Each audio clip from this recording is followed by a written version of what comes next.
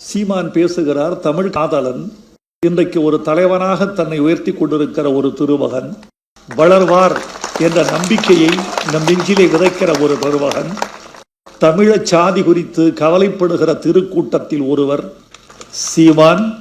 நீங்கள் மட்டும் எங்களை புகழ்ந்து பேசுவதாயிருந்தால் எழுதிக்கொண்டே இருக்கலாம்.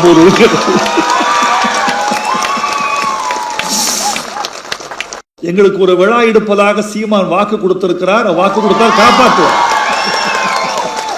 அன்புள்ள சீமான் அவர்களே, வணக்கம். அறிவார்ந்த பிள்ளைகளை பாலூட்டி வளர்த்து வருகிறீர்கள்.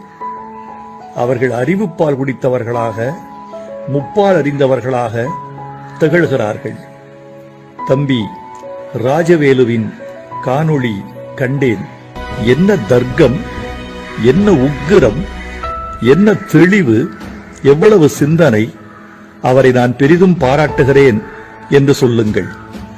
ஆண்டாண்டுகளாக கேட்கப்பட்ட கேள்விதான், நாம் பல்லாண்டுகளாக சொல்லி வரும் விடைதான். இருந்தும் பலருக்கு அது புரிவதில்லை. புரிவதில்லை என்று சொல்வதை விட அவர்கள் புரிந்ததாக காட்டிக் கொள்வதில்லை. அதனால்தான் மீண்டும் மீண்டும் நான் இதையே சொல்ல வேண்டியிருக்கிறது. ஒரு ஞானியை பார்த்து கேட்டார்கள், நீங்கள் எவ்வளவு காலம் ஒரே கருத்தை மீண்டும் மீண்டும் சொல்லி வருவீர்கள்? ஞானி சொன்னான், எல்லா மனிதர்களுக்கும் புரியும் வரை நான் சொல்லிக் கொண்டுதான் இருப்பேன். நாம் தமிழர் இயக்கம் புரிந்ததை புரியவில்லை என்று நடிக்கிற நடிகர்களுக்காக மீண்டும் மீண்டும் உரத்த குரலில், தனித்த குரலில், சில நேரங்களில் தடித்த குரலில் சொல்லி வருகிறது.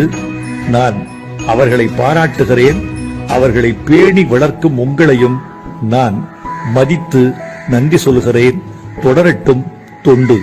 வணக்கம். எல்லாருமே ஊழல் லஞ்சத்தை வெறுக்கிறோம், எதிர்க்கிறோம். ஆனால் அது ஒழிப்பதற்கு நாம் என்ன முயற்சி செஞ்சிருக்கோம்? அதுதான் நமக்கு முன்னாடி இருக்கிற கேள்வி. சுத்தம் சுகம் தரும் என்று எல்லா சுவற்றிலும் எழுதி இருக்கிறது, நாம் பார்க்கிறோம். இறங்கி கூட்டுவது யார்? இந்த கேள்விக்கு பதில் இல்லை. அப்ப நாம என்ன சொல்றோம்? எழுதுகிற நேரத்தில் இறங்கி தெருவை கூட்டுவோம், தேசம் தானாக சுத்தமாகும் என்று சொல்றோம். அவர் ஊரிலேயே, நாட்டின் பிரதமர் ஐயா நரேந்திர மோடியின் ஊரிலே, குஜராத்திலேயே பாரதிய ஜனதா கட்சியினுடைய அலுவலகத்தின் கீழே இருக்கிற குப்பைகளை இன்னைக்கு வலையொலியில் வருகிறது, அந்த படத்தை பாருங்கள். அதை அகற்றல ஐயா, கடற்கரையில பையில புறக்கி போட்டுட்டு இருக்காரு. 15 நாள் ஆச்சு கடற்கரை பக்கம் எவனையும் நுழைய விட்டு நடக்க விட்டு. அப்புறம் அங்க போய் எவன் குப்பையை போட்டான்னு தெரியல. அவர் குப்பையை பொறுக்கிட்டு இருக்காரு. பின்னாடி 15 கேமரா படம் இருக்கு. இதை நம்ம ஐயா எம்ஜிஆர் பாடியிருக்காரு, தெருவாய் கூட்டுவது பொதுநல தொண்டு, ஊரார் தெரிந்து கொள்ள படம் பிடித்தால் சுயநலம் உண்டுங்கிறாரு. நம்மால் நினைக்கிறான் நம்ம ஊருக்கு வந்து வேட்டி கட்டிட்டாரு. அவர் எந்த ஊருக்கு போனாலும் அந்த ஊர் வேஷத்தான் போடுவாரு. மாறிக்கிட்டு ஏதோ ஒண்ணு நடக்குது. அவரே ஒரு சொல்றாரு, இந்த காருக்கு சூடம் காட்டுறது, எலுமிச்சம்பளம் வைக்கிறது எல்லாம் கேள்வி பேசுறாரு அவரு. ஆனா அவர் அமைச்சரவையில் இருக்கிற ராணுவ அமைச்சர் போய் என்ன பண்றாரு, ரபேல் விமானத்துக்கு இதை போட்டு விட்டாரு, எலுமிச்சம்பளத்தை போட்டு சூடத்தை காட்டி விட்டாரு. நம்ம வசமா சிக்கிக்கிட்டோம், தப்பிக்க முடியல. ஒரே ஒரு வழிதான் இருக்கு நம்ம கிட்ட. இந்த அடிமை தலையை அறுக்க நம்ம இடத்துல வலிமையான ஒரு ஆயுதம் இருக்கு, அதான் இந்த வாக்கு. அதை அறிவார்ந்த பிள்ளைகள் சரியா பயன்படுத்திக்கணும். நான் முன்னாடி சொன்னதுதான், வாக்குக்கு காசு கொடுப்பாங்க, சத்தியம் வாங்கிடுவாங்க. பால்ல சத்தியம், குலதெய்வத்து மேல சத்தியம், புல்ல மேல சத்தியம், தாலியில சத்தியம், இதெல்லாம் வாங்கிடுவாங்க. ஆனா நீ போய் நம்ம பூசாரிட்ட கேள, எல்லாத்துக்குமே பரிகாரம் இருக்கு. உண்மையில எல்லாத்துக்குமே பரிகாரம் இருக்கு. 1000 ரூபாய் கொடுத்தானா ஒரு 50 ரூபாய், ரொம்ப குறைவான 5 ரூபாய் அப்படி ஒரு முந்தியில ஒரு மஞ்சள் துணியில முடிஞ்சு வச்சுக்கிற வேண்டியது. மீதி அப்புறம் நம்ம நல்லா செலவு பண்ணிட வேண்டியது. எந்த குலதெய்வத்து மேல சத்தியம் பண்ணமோ அந்த குலதெய்வத்துக்கு 5 ரூபாய் போட்டு மன்னிச்சுக்கிட்டா முடிஞ்சு போச்சு கதை. அவ்வளவுதான். இந்த கொலகார பயிலிட்டு இருந்து நாட்டையும் மக்களையும் காப்பாத்த குலசாமி இதை விட்டு வர வழி இல்லைன்னு விவசாய சின்னத்துக்கு ஓட்ட போட்டு, நீ விவசாயி வாழ வைக்காமல் நாட்டை வாழ வைக்கவே முடியாது. நான் ஒண்ணு கேட்கிறேன், தொழிற்சாலைகளை தொடங்கியாச்சு, எல்லாரும் வேலைக்கு போயாச்சு, கை நிறைய சம்பளம் வந்தாச்சு. அந்த சம்பளத்தை வச்சு என்ன செய்வீர்கள்? நல்லா சாப்பிடுவீர்கள், துணிமணி எடுப்பீர்கள், துணி உடை எதிலிருந்து தயாரிக்கப்படுது சாப்பிடுவீர்கள். அரிசி பருப்பை எந்த தொழிற்சாலை உற்பத்தி செய்யும்? அது நிலத்தில் இருந்தான் விளைந்து வரணும். அந்த நிலத்தை எடுத்துக்கொண்டு உழவர் குடியை வெளியேற்றி விட்டால் உணவுக்கு என்ன செய்வீர்கள்? வளர்ச்சிதான். விண்வெளியில் பறப்பது என்பது, வானூர்தியில் பறந்து செல்வது, 1.25 மணி நேரத்தில் சென்னையிலிருந்து தூத்துக்குடிக்கு வருவது என்பது வளர்ச்சிதான். ஆனால் வானூர்தியில் பறக்கும் போதும் தாகம் எடுக்கிறது, நீர் தேவைப்படுது, பசி எடுக்குது, சோறு தேவைப்படுது.